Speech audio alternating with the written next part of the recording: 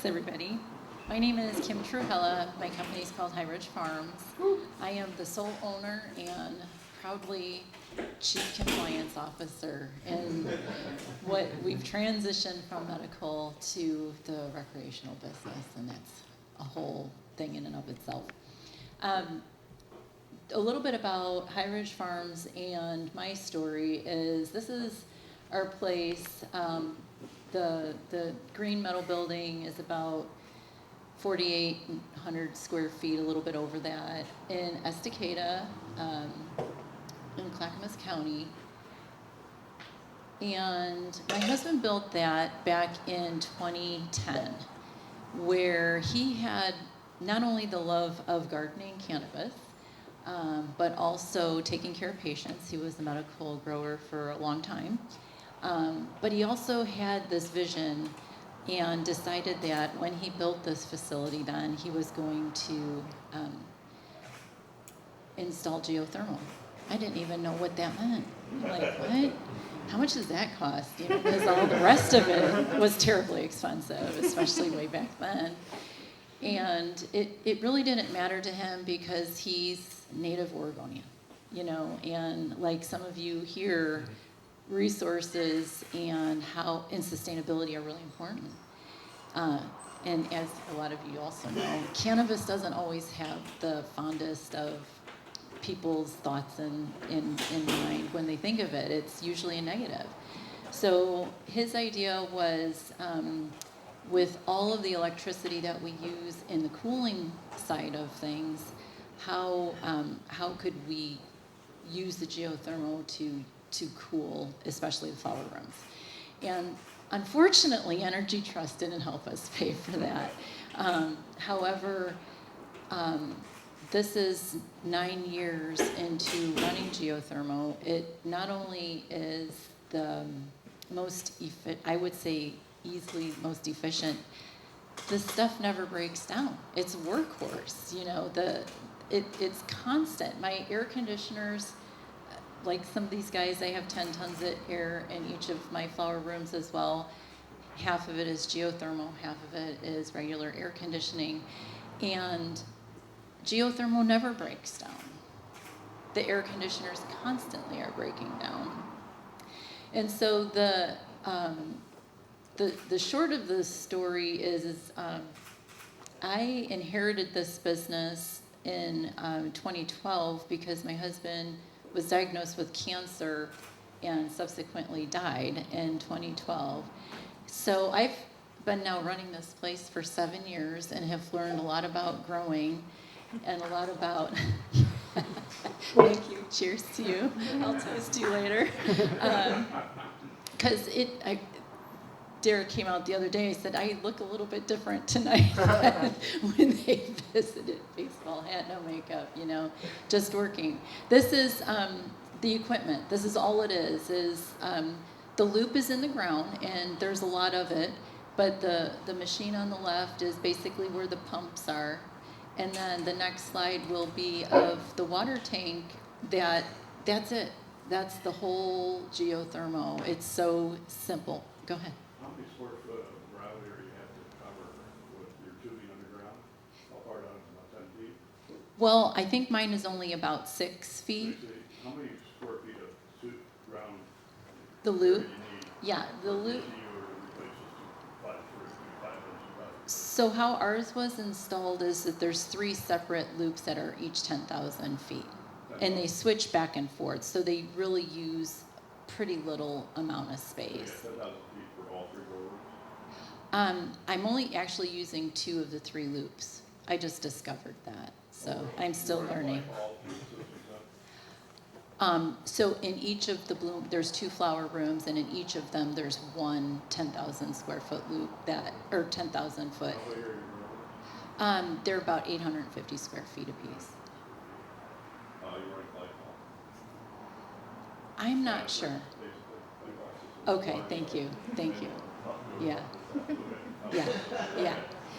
But the nice thing about it, unless I'm blowing up a transformer, which I've done, that's the only time that I've knocked out my geothermal. PGE was really happy to put in my 3-phase, believe me. That was a whole nother thing. However, getting back to the loop that I'm not using, what I've also found out is that you can use it for anything. So I have the 2 hoop houses out there, so I can put it in for radiant floor heat. Can do that. Can add another air conditioner to one of my other rooms. So it's so flexible. And Geo is heat, or Geo is earth, thermal is heat. I don't use it for heating, I use it all for cooling. So, you can do both. It can do both. So that's why it doesn't need to be so far, we're just cooling it. So that's why it's so much more efficient when it's pumping through. It's 55 degrees. It's so cool. So as far as, it's a very simple, and maybe some of these guys can talk about it more than I know, but it's a very simple, easy technology that's actually been around for a long, long time. And I don't know why we underutilize it other than the cost, but if we knew that we could get rebates to install it, I think it would be definitely worth looking into. So as my expansion into, by the way, have a Tier 2 mixed-use producer license, and because of the way that the industry is rolling, I'm just down to just doing indoor, simplifying, cutting back instead of, expanding. But as I've taken on the hemp project as well.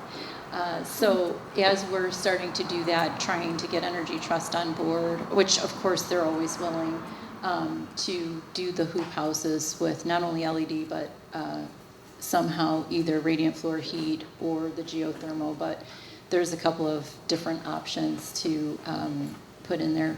The other thing I'd like to say is if we could, and I don't mean me, if all of us in this room actually had these data points in a book and say, here you go, here's the guide, wouldn't that be amazing?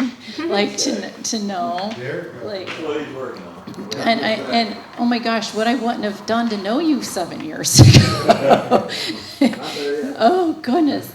But I think that what we're by doing this, not only bringing sustainability to our businesses and the community, like we're trying to do. The other, I think the more important thing too is that we can't, as an industry, we already have kind of a bad reputation. So this is ways that we can not only improve the reputation of the industry, but of our individual businesses, and that we do care, and that we are conscious, and that we try to go above and beyond. I think everybody up here looks at what we do as medicine.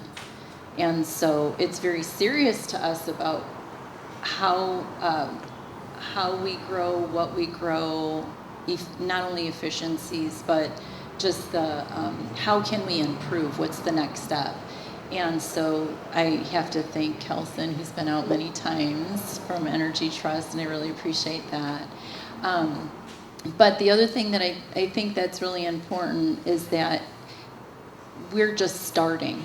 Like, we haven't even gotten going, and we're doing so many things, and it's really great. But this should just be like, what more can we do, and how much more can we individually do, and then hopefully start getting, I don't know if I want to say the media, but like just other industry magazines and other things talking about sustainability and footprint, and bringing more awareness to it, because I think that with what Derek's doing at the Institute and having these case studies, then if you want to employ one of those things or multiple ones of those things along with Energy Trust, it's like, okay, let's go see it.